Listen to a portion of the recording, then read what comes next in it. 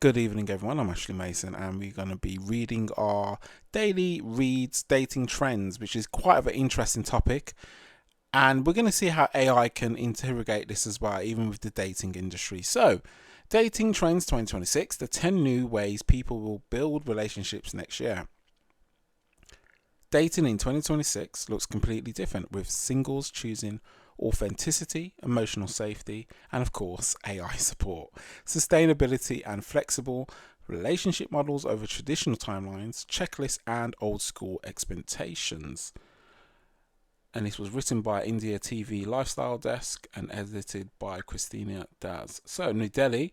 Today, the way we form and maintain our romantic relationships has greatly changed. Where once there was no friction associated with building a connection, dating apps have become less effective as users are now exhausted from trying to establish a simple connection. Traditional timelines have become obsolete, with many people revelating and defining what it means to be in a relationship. Many of today's singles place greater emphasis of being authentic, sustainable, and mentally fit than on attractiveness. And a lot of people could disagree with just the attractiveness there. Apparently, it means a big deal. I'm not in the dating industry, but from what I'm hearing, it seems like attractiveness, how much you make, etc. But we're going to go into the main point because obviously that is not my field. But there's something quite interesting to do with AI. They are experimenting with new forms of relationships that their parents never thought possible. Others are turning to AI for companionship or emotional support. Oh, God. Sandman. Oh, God.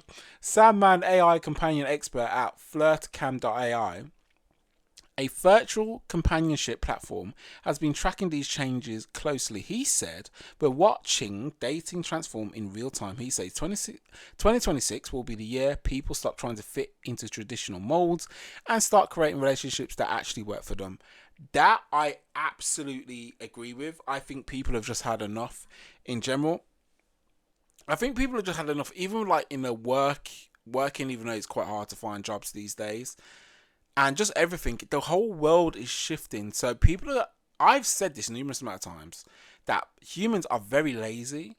They are very lazy creatures. If you look at us actually, compared to other creatures, we are actually, I would say we're very lazy. We will have things that need to be done for us. As in, for example, we don't hunt. We just literally get food dropped off to us. Any other animal has to go and hunt, or mammal. So we are quite lazy in that. And why do I make a big thing about that? Because entirely, humans will find anything that's easier for them. So if it's including dating, they will do it. And look what it said here. Others are turning to AI for companionship or emotional support. People are speaking to AI just to speak to them, have a conversation, to read text. It's people. I'm telling you now, we are in the day and age where people have just stopped caring. People don't even make an effort anymore in going out. Never mind. We continue to read. Anyway, and this is why number 2 is going to be quite interesting. Top dating trends that will shape 2026. Digital detox. Hold on, did I read? Hold on. Yeah. Okay, yeah. Top dating trends that will shape 2026. Digital detox dating. In order to connect in person in more traditional ways, people are purposefully putting their phones away and moving away from dating applications. The new place to find real connections are coffee shops, book groups, and neighborhood gatherings. Now, this is a double-edged sword as well, because I generally believe people don't even have the confidence to do that. That's just me personally. But maybe because of where I'm living where I'm living around the world, as in where I'm situated now, is maybe I don't see this as much. And again, I'm not a dating guy or anything, but from what I see, I don't really see people like interacting, especially where I'm living. So, yeah. There's a growing fatigue with endless swiping. Singles are craving real conversations without pressure, are performing for an algorithm, says man. See, everything's to do with algorithms now, isn't it? I'll tell you. So, number 2. Hey, AI dating and AI companion. Let me read that again. AI dating and AI companion. Third time, AI dating and AI companion. It's becoming more common to use AI chatbots.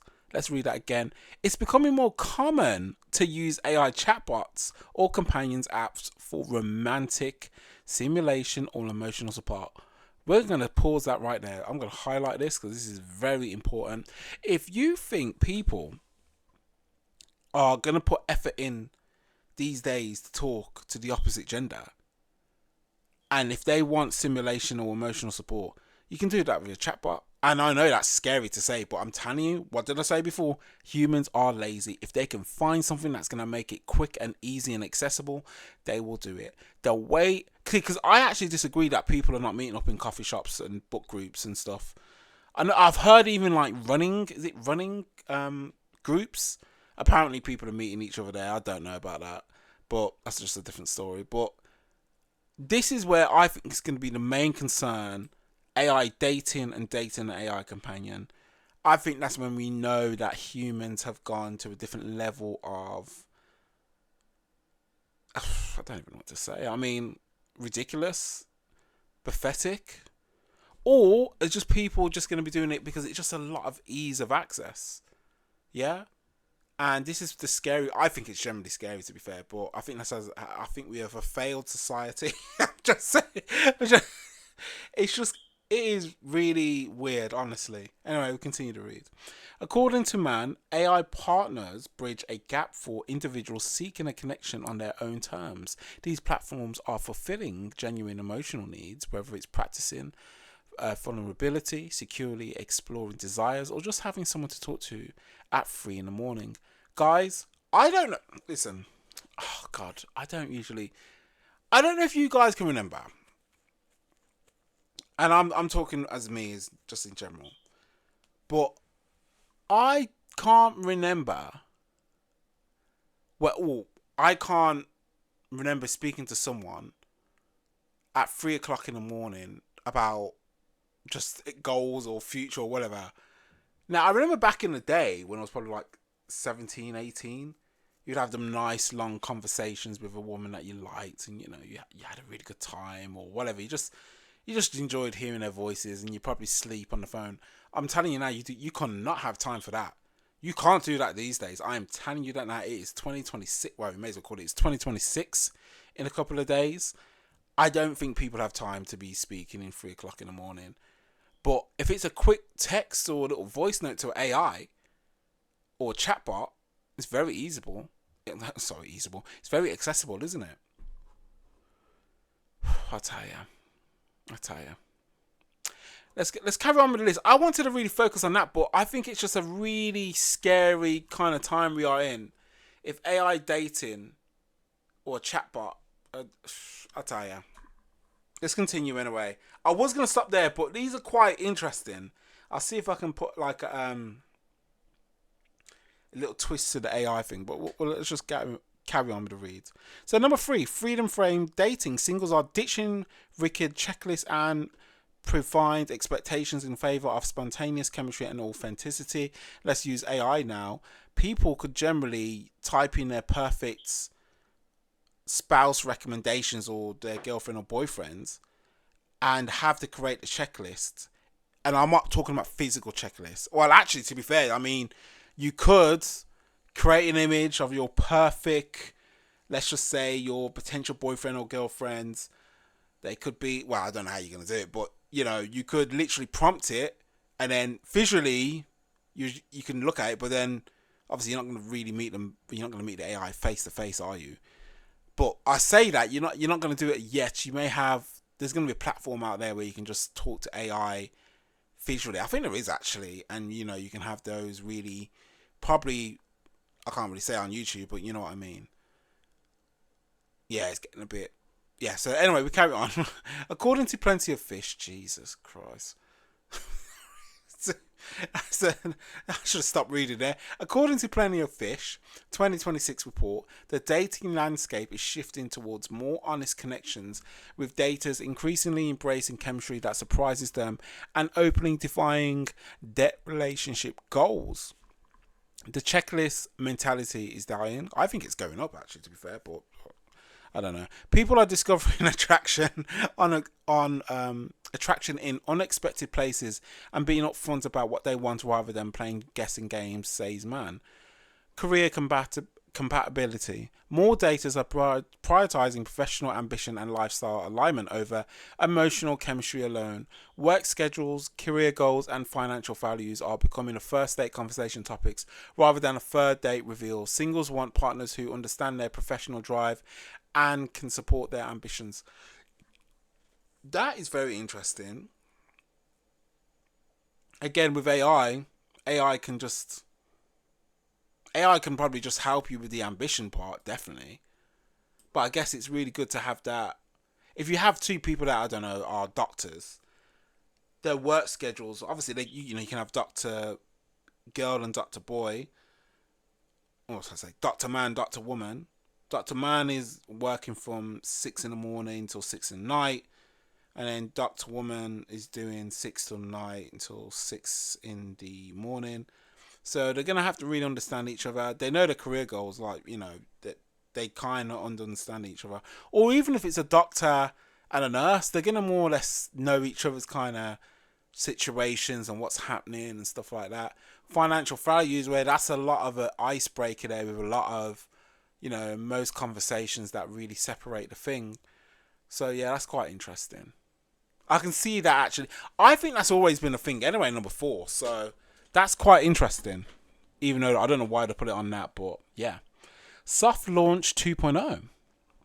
Instead of big relationship announcements, people are doing subtle soft launches on social media with a minimal hints rather than full declarations. A hand in a photo here, a cropped face here, there. Version 2.0 sees even subtle cues that keeps things private while acknowledging the relationship exists.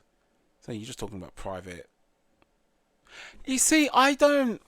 Well, here's the funny thing with AI. I could create an image now of me with a girlfriend, really. Like, this is how you can fake the world. This is what I mean. This is. Wow. Soft launch 2.0, I'll tell you. Oh, God. Number 6. Therapy talk as a foreplay. Jesus. Couples are incorporating emotional check-ins, vulnerability, and therapeutic style communication into early dating stages. Oh, okay, I get what this is saying. Conversations about attachment styles, boundaries, and emotional needs are happening before exclusive commitments.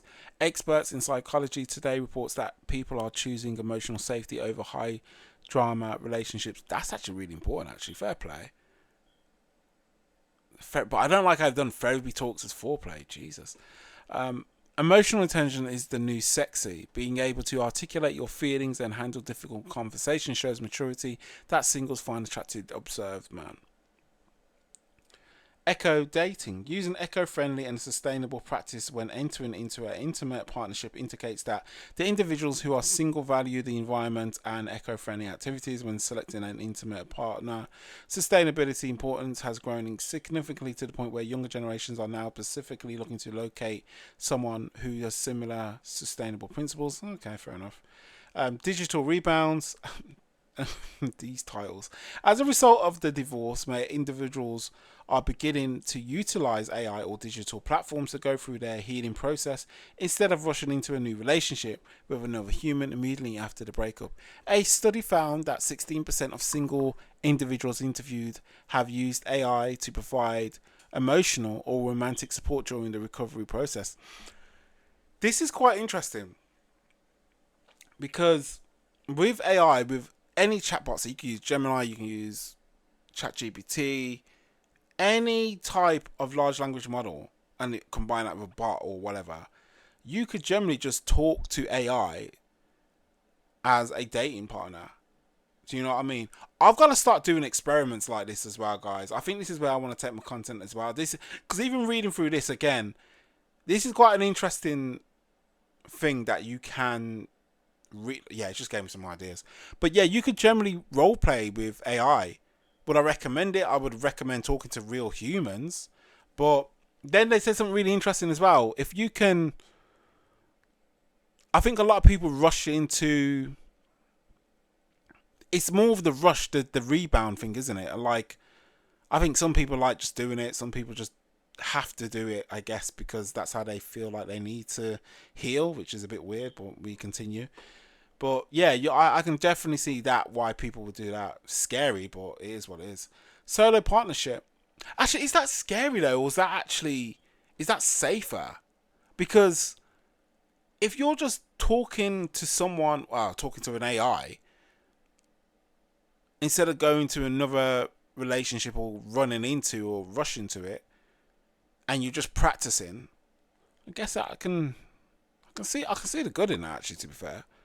Solo partnership. Some people are choosing to remain single and committed to self-growth, treating themselves as a partner and delaying or opting out of traditional relationships. Self-partnership is valid. People are investing in themselves, their friendships and their personal development instead of forcing relationships that don't serve them, says man. Let's read that one again, actually. Some people are choosing to remain single and committed to self-growth, treating themselves as a partner and delaying or opting out of traditional relationships. I'm seeing a lot more of this, as in, I feel like this is where the world is going to, me personally. Hopefully it doesn't, but I think from what I see on the net and what I see with AI, because even with number 9, you could literally combine that with number 2, literally AI companion with number 9, so the partnership. You can just talk. You can take yourself on dates. You can treat yourself, and then just have AI as a companion. And I think I think it's going to be like a little morph between 9 and 2. So yeah, that's quite interesting. And number 10, finally, polyquite dating. Wow, that's a weird name. A type of non-monogamy in which couples have several lovers but maintain a low-key private lifestyle devoid of big announcements of public spectacles. More varied, personalized relationships models are becoming more popular according to larger 2026 trends reports, even though precise numbers are still being developed. Okay, so that's just basically everyone just being a bit of a slag, really, if I'm being honest. Um, that's interesting. Very interesting. Number 10 though is just like, it's just having many lovers. It's just literally being out there a bit too much, isn't it? But you could have AI poly dated as well, where you just literally talk to different AI bots with different personalities and stuff. That's where the world is going, people. This is where the world is going. It's a very weird place we are living in. So, guys, that was quite an interesting read. Very interesting. If you guys want to read in your own time, you can see all the source that I've got it from. But yeah, I'm going to...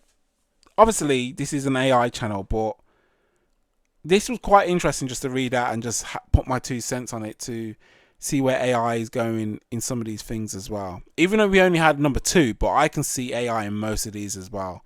They're definitely going to interlink. I mean, even therapy talks as force play. I mean, you could generally have you as a couple and you can talk to AI as your counselor. I mean, I wouldn't recommend it because that can lead to a lot of, well, as the BBC would say, the psychosis therapy. So I'll be careful with certain things like that. I generally think it's better to talk to a person to person. But people are going to be like, well, Ash, I want to save some money. I want to save some time. I've got my partner here. And we want to just talk to a chatbot. I'm telling you, some people are going to be doing it, people. Some people are going to be doing it. Don't be surprised. Whatever I say or whatever I read through these news articles or sources or watch these videos and stuff, nothing surprises me anymore. Nothing, absolutely. We are in a failed society, I'm telling you now. And yeah, we're going to see a lot of... It's going to be interesting by 2027. I'm telling you now, these lists, I really want to dig dive into this because I think this is... Some of these... I don't know. Some of these, to me, are quite old. I mean, especially number 4. I mean, I think 4 was a big thing anyway. So yeah, it's very interesting, but a very good read today. And yeah, please guys, like, comment, and subscribe. Stay safe and peace.